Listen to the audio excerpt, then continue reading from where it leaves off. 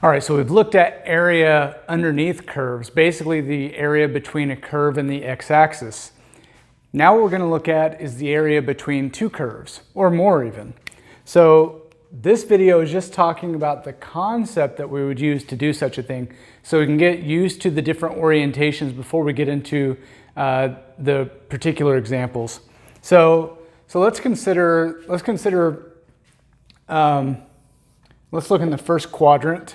And let's say we're going, we've got this function on the top that we'll call f, and we've got another function down here called g. And we want to know the area between those curves from x equals a to x equals b. So in other words, what we're looking for here is this area, okay, the area between those two curves. And so the way to kind of look at this is very similar to the way you think of the area underneath the single curve, or between the curve and the x-axis. And the idea here is you need to think of this as an infinite number of rectangles. And so you sort of imagine what all of those rectangles would look like and how they behave. So if we were to pick one particular rectangle, let's say that rectangle is this guy right here. And if there's an infinite number of rectangles, let's ignore how wide it is and just think of it as being infinitely thin. In fact, let's think of the width of this rectangle. Let's think of the width of this rectangle as delta x. It's a change in x because it's measured horizontally. So since it's infinitely thin, we'll call it dx instead of delta x. And so if I were to draw any rectangle from A to B, any vertical rectangle, its width would be dx. Then the next question is, well, how do you measure its height? Because you need the height of a rectangle and the width to measure the area of that rectangle. So in this case, the height is going to be the top y value, which as you go across this region, the top y value is dictated by the f function. It can change. The bottom y value is dictated by the lower function. It can change. So, but the key is, across this entire region, f dictates the top and g dictates the bottom. So the general idea here with vertical rectangles, to calculate height, you always take the top y value minus the bottom y value, always, when you measure vertical rectangles, okay? So in this case, since our width is dx, I need these guys to be in terms of x. And you'll see why soon. Since this is dx, I need these to be in terms of x. So the top y value here is the f function. And it's the f function of x. I want to think of it as a function of x, right? I want to write it as a function of x, minus the bottom function, which is g of x as well. So we have our width and we have our height for this rectangle. And those two dimensions are the same no matter what rectangle you look at over this interval. So the next thing we have to do, if I want to calculate that area, then I have to sum. I need this infinite sum of all rectangle areas, okay? And so we know how to do an infinite sum. We could write a Riemann sum and do a limit, but we already know that that's the same thing as a definite integral. So if I want a sum, think of the integral symbol as representing infinite sum. It's like an S. It's an infinite sum of all of these rectangle areas, which are height times width. So the height is f of x minus g of x. Notice those are both functions of x. And the width is dx. So this expression here represents height times width. In other words, we're taking a sum of rectangle areas. Now, we're integrating with respect to x. We know that because of this dx. So many students, when they first learn integration, leave off the dx or the dy or whatever happens to be here. But it's critical because it tells us, okay, this definite integral needs to have upper and lower limits of integration that are x values. And so if we look at this, from where to where do we add all those rectangle areas? And we can see that we go from x equals a to x equals b. So I know that these are x values. So I need to use a and b. So that's how you would calculate the area between those two curves in this particular example, when one function is entirely above another function like this. Okay? So that's one possibility. Let's consider another case. Again, for simplicity, we'll just work in the first quadrant.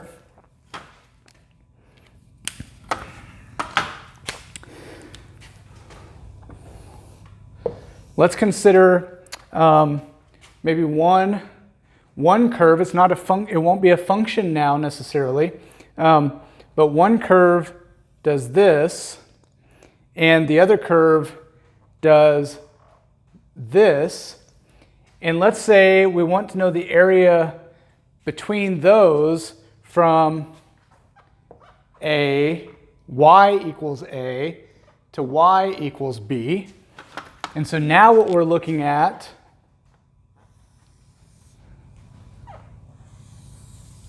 is this area right here, okay?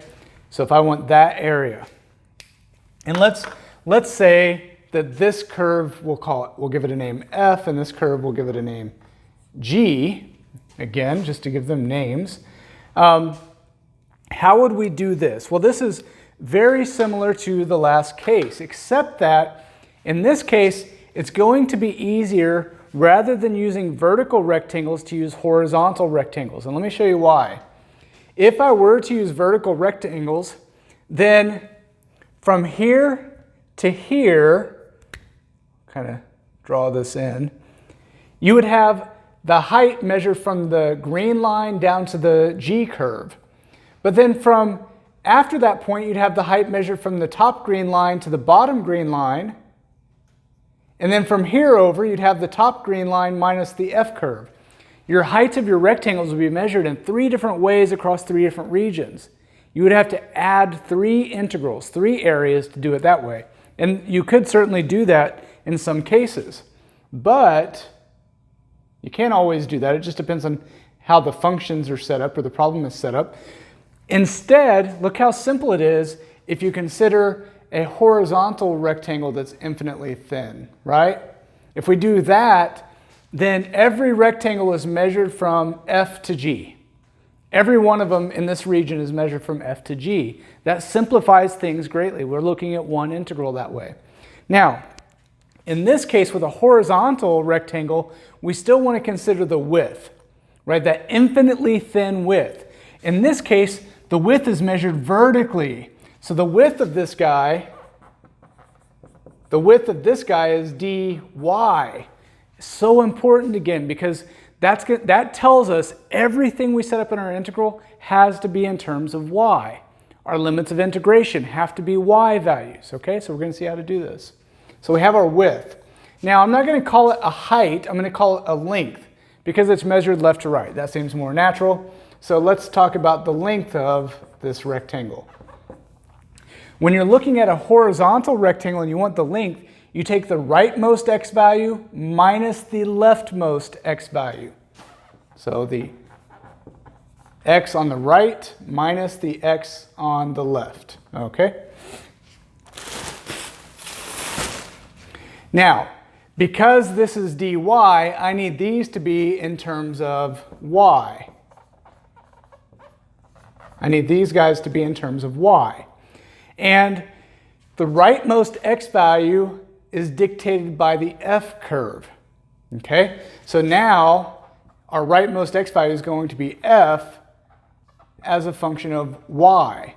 So I said that G was, well, I guess in fact F and G are functions. They both pass the vertical line test, but they could be functions of y instead of functions of x, and that'd mean they pass the horizontal line test, okay?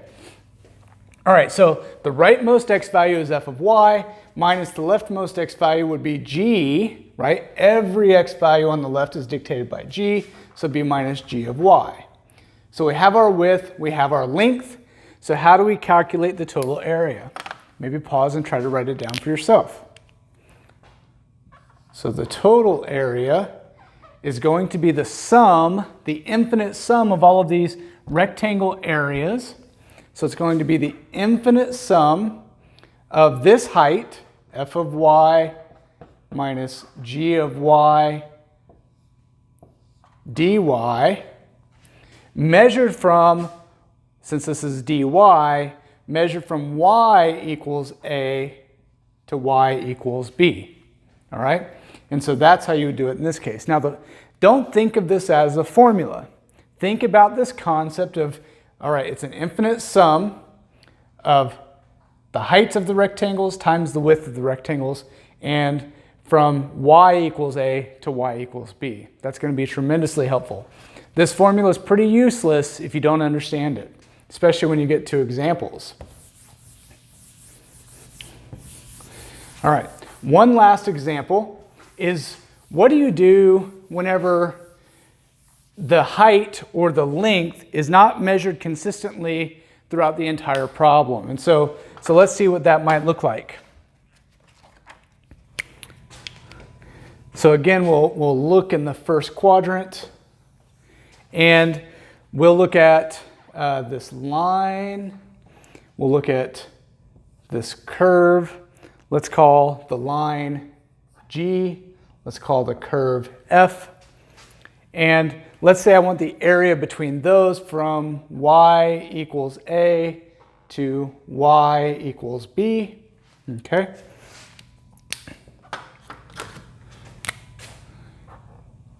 So we're looking for this area here. Okay. So first question you ask is, do we want vertical or horizontal rectangles? And I'm going to approach this both ways so you can see how they both would work. So the easiest way to do this is going to be with horizontal rectangles, because horizontally they're going to be measured from the right to the left, and G dictates the right, F dictates the left. Okay? So what we have here is, if we were to look at this case, let's pick an arbitrary rectangle, then, and I'm going to move faster now, the width is dy, because the width is measured vertically, it's infinitely thin vertically. The length is going to be the rightmost x minus the leftmost x. So x right minus x left. But I need these in terms of y, since this is dy.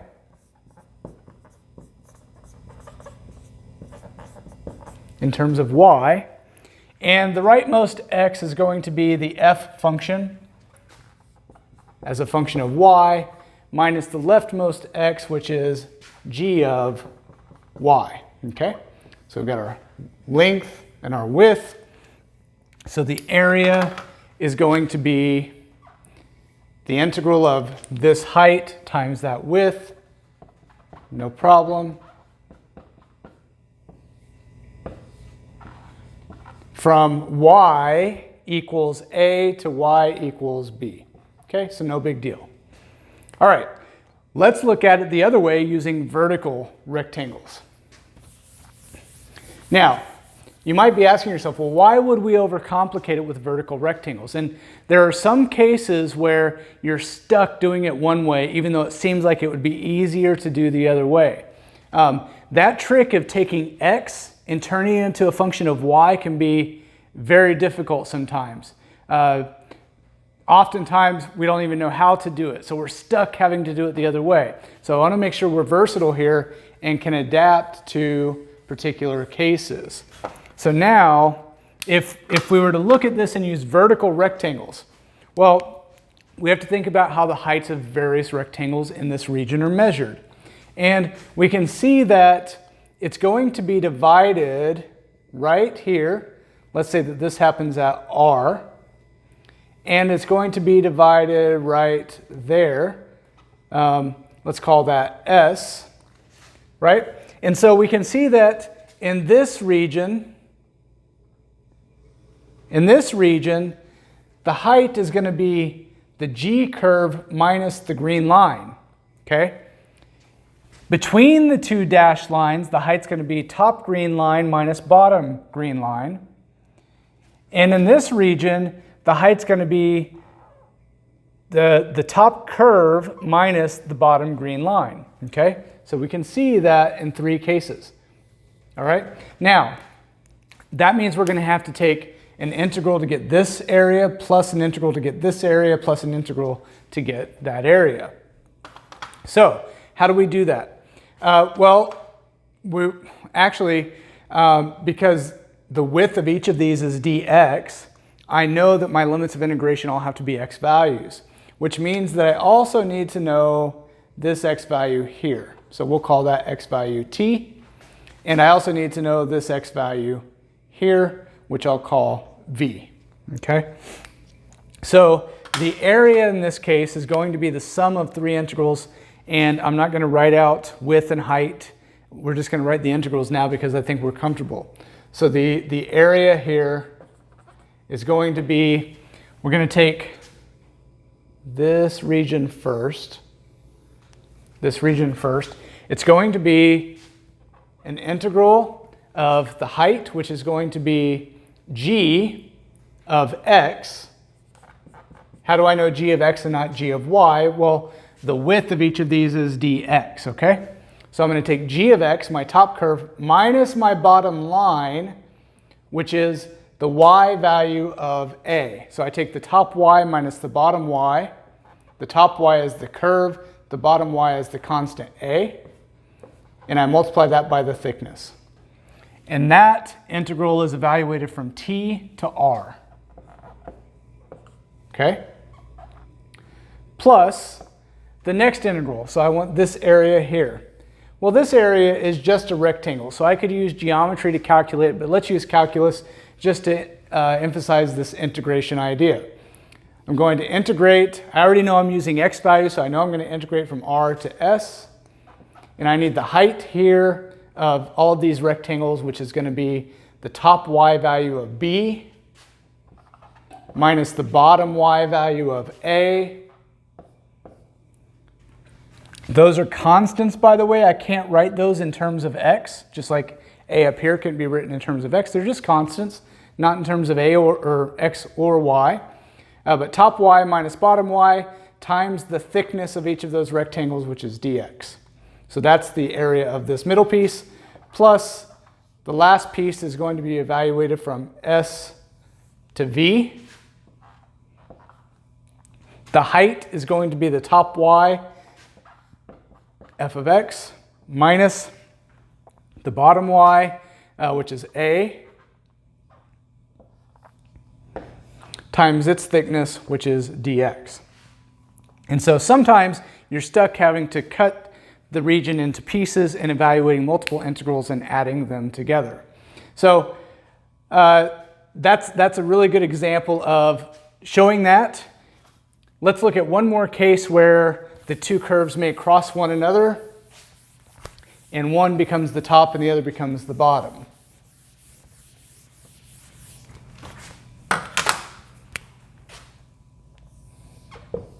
Okay, so if let's say we've got f does this and g does this, so this is f, this is g, and we want the area enclosed between those curves from x equals a to x equals b.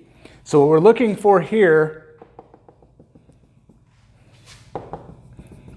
the area enclosed between those curves is this area plus this area, okay? And so we're going to have to break this up into two integrals.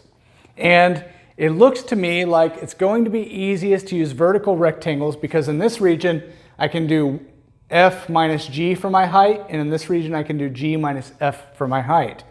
If I used horizontal rectangles, I would have to take this region and split it up above this point and take f as my right and this constant as my left.